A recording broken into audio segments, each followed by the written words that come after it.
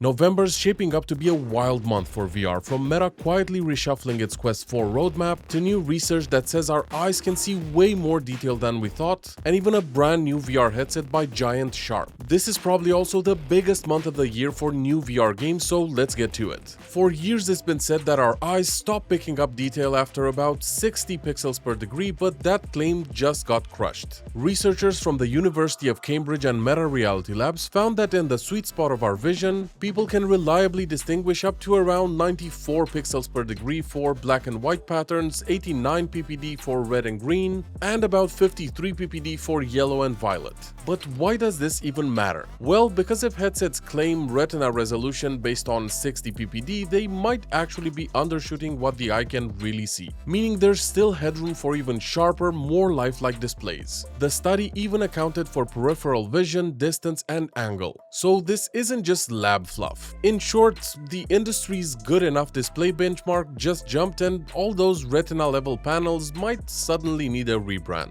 Japanese electronics giant Sharp is dipping back into VR hardware with a new glasses-style PCVR headset called the Sharp Crostella VR1, launching through crowdfunding in Japan. Now that's definitely a weird-ass name, but here's the pitch. A super slim, lightweight product that feels closer to XR glasses than the bulky headsets we're used to. It's built for PCVR and possibly mobile link use, and aims for comfort over raw power. On paper, it's modest, 2160 by 2160 pixels per eye, 90Hz refresh rate, and roughly a 90-degree field of view. So this is clearly a comfort-first product rather than a spec monster. But while this doesn't crush it on specs, it matters a lot that companies are still experimenting with glasses for VR. Products like these are what will drive the industry forward, and once power and comfort converge, then it's Ready Player One time, baby. Now this is a big one. Meta is quietly pivoting its roadmap. Instead of pushing out a full-blown Quest 4 anytime soon, the company is reportedly prioritizing a super light headset codenamed Puffin aimed for 2026, with Quest 4 sliding to 2027. The Puffin concept is bold, a glasses-style design that weighs about 110 grams, offloading the heavy compute and battery to a small puck that you keep in your pocket. So they're definitely very in tune with what the world has been asking for and, of course, what their competition's doing.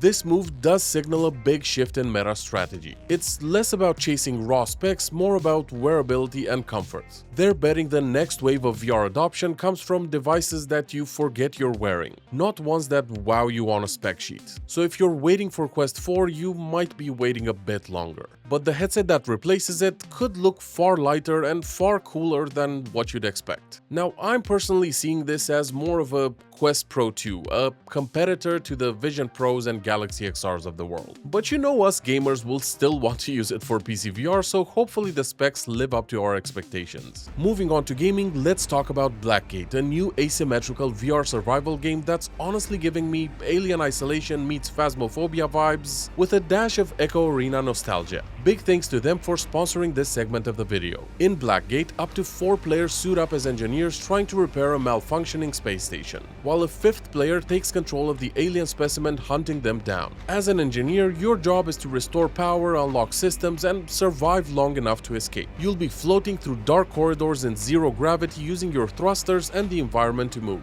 And yeah, every noise could be the creature closing in. But if you're the alien, you start weak and evolve with every human you catch, unlocking new senses, faster movement, and finally, that terrifying final form that can hunt the whole team down head-on. It's tense, it's chaotic, and it's built for those scream into the mic multiplayer moments. If you're into VR horror, teamwork, or just betraying your friends in space, BlackGate is now just $15 on the Meta Quest store, so go check it out at the link in the description. Now on with the video.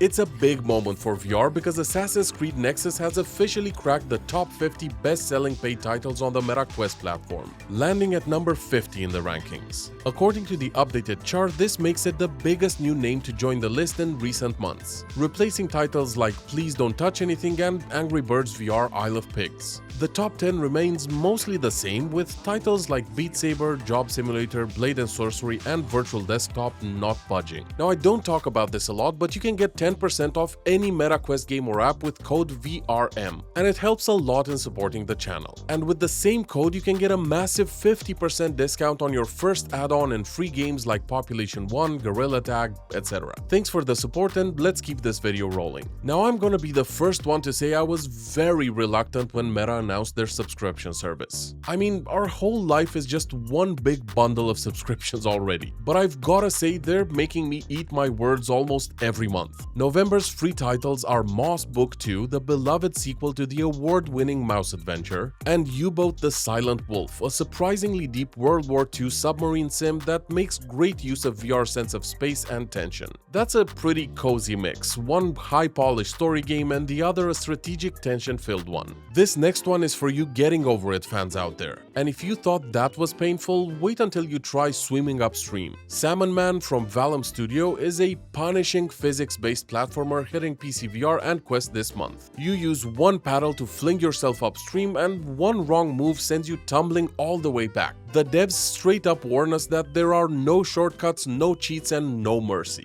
So if you enjoy hating your time in VR, definitely check this one out. But this month is absolutely packed, so let's go over a few other VR games releasing in November. First, Deadpool VR drops you straight into a chaotic, fourth wall breaking hack and slash adventure where Deadpool is trapped in the Mojoverse, starring in the most violent reality show ever filmed. Expect fast melee combat, dual pistols, and a ton of bad jokes. Then comes Demio X Dungeons & Dragons Battle Marked. It's the tabletop strategy favorite fused with the official D&D flavor. Run co-op campaigns with friends or go tactical head-to-head in PvP. On PSVR 2, V-Racer Hoverbike has recently come out, and it promises blistering speed with 30 futuristic tracks, cross-platform play, and controller haptics tuned to every acceleration. For something different, Elements Divided lets you wield elemental powers: fire, water, earth, and air in arena-based battles with solo and online modes. Altogether, November's giving us blockbuster IPs, strategy hybrids, high-speed racers, and hardcore indies. Something for every flavor of VR player. Finally, mark your calendars. November 13th at 9 AM Pacific Time is the Fall 2025 VR Games Showcase. We can expect 5 brand new game reveals, a mix of fresh IPs and returning franchises, plus updates for Star Trek Infection, Siberia VR, and Deadly Delivery. The pre-show will spotlight indie and mixed reality projects too, giving smaller devs a moment to shine. It's a great reminder that November isn't just about what's out now, it's about what's coming next. So yeah, higher display standards, lighter headsets, and a flood of new games. If this is how 2025's ending, then 2026 is gonna be wild. And I'm gonna be right here for it, so subscribe if you want to continue the journey alongside me. Thanks for watching.